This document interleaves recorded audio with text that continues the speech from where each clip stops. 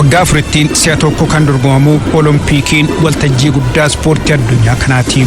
Gaalee Oloompiizimii sadan dandeettii wal kabajuu fi obbolummaa irratti hundaa'uun kan dorgomamu Oloompiikiin ispoortii jajjabeessuun aadaa fi barnoota sadarkaa addunyaatti babal'isuun galma sosochii Oloompiikiiti. Waggaa 128 dura bara 1896 Giriis Ateensitti yeroo jalqabaaf dorgomamu kan eegale Oloompiikiin ammayyaa yeroos biyyoonni 14 gosoota ispoortii 9 qofaa hirmaataniiru. Hanga ammaattiin Oloompiikiin gannaa 29 magaalota garaagaraa 21 keessatti dorgomamaniiru. Oloompiikiin gannaa bara 1916 Berliin sababa waraana addunyaa tokkoffaan kan bara 1940 Tookiyoo Helsinkii fi 1944 London qopheessuuf turan sababa waraana addunyaa lammaffaan osoo hin dorgomamin hafan. Oloompiikiin Tookiyoo bara 2020 sababa vaayirasii koronaan bara 2021 darbee dorgomameera. Tajjii guddaa addunyaa kanaa kan ta'e Oloompiikii Afrikaan hanga ammaattiin keessummeessine. Qophiyaarraan Oloompiikii Paaris bara 2024 torbee muraasa booda eegaluuf taateewwan eegamaan ijoo isaanii simbiraan geenya.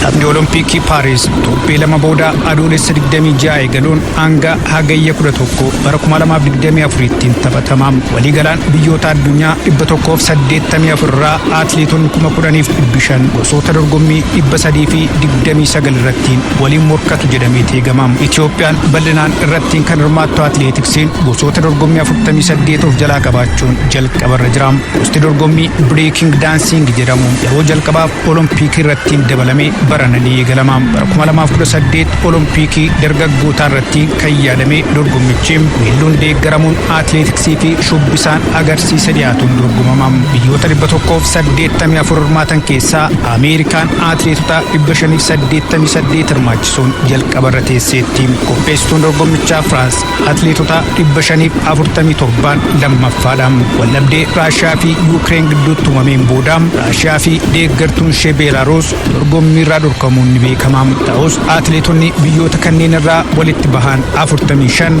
asxaa koree Oloompiikii addunyaan akka hirmaatan mirkanaa'eera.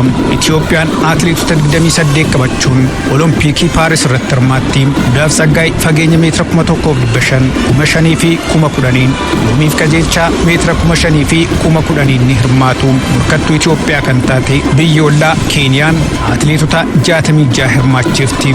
Biyyoota Afrikaa Beeniin, Sudaan, Gaaboonii fi Kooboros dabalatee biyyoonni addunyaa 15 atileetota tokko hirmaachisan. Sirni baniinsaa Oloompiikii Paaris bara 2024 adoolessa 26 guyyaa jimaataa Paarisitti ni eegalama. Seenaa Oloompiikii addunyaan sirna baniinsaa istaadiyeemii Oloompiikiin alatti gaggeeffamuudha. Atileetonni naannoo laggeenii deemuun diruun laga Seen irraa bololiyaa agarsiifni gaggeeffamuu kan eegamu yoo ta'u, xumura irratti bakka namoonni 300,000 ta'an argamanittiin sirna baniinsaa ni xumurama. Oloompiikii Paaris bara 2024 kun istaadiyeemota 35 keessatti taphatama. Istaadiyeemonni hedduun isaanii magaalaa Paarisii fi naannoo ishee yoo ta'an fageenya irratti kan argamanis ni jiru. Istaadiyeemonni Liil, Maarsee, Liyoon, Boordoon, Seentiiteen, Niinsii fi Noontees kanneen Oloompiikiin keessatti gaggeeffamu birooti. Istaadiyeemonni kunneen garuu harka caalaan kubbaa miilaa qofaaf kan oolani. Istaadiyeemiin guddaan biyyattii Stade de France dorgommiilee atileetiksii fi raagbii 7 keessummeessu. Istaadiyeemiin Roolaand Gaaroos teennisa dirree fi bunyaaf kan oolu ta'a. Bishaan daakkii fi kanneen biroof kan oolanis qophaa'aniiru. Koreen Oloompiikii addunyaa Paaris Oloompiikii miidhagaa akka keessummeessitu abdii qabuudhaameera. Paaris miidhagduudhaaf magaalonni biroo miidhagoo yoo ta'an Paarisiin yommuu of madaalan akka jiran of argu. Magaalaa ifaa fi jaalalaa jedhamuun kan waamamtu Paaris ifa nama dinquun maqaa jaalalaa ni argatti jedha koreen Oloompiikii addunyaa. Paaris addunyaa irratti maqaa gaarii kan qabu qe'ee Moonaaliizaa fi aartii mimmiidhagoo qabdi jechuunis jajamti.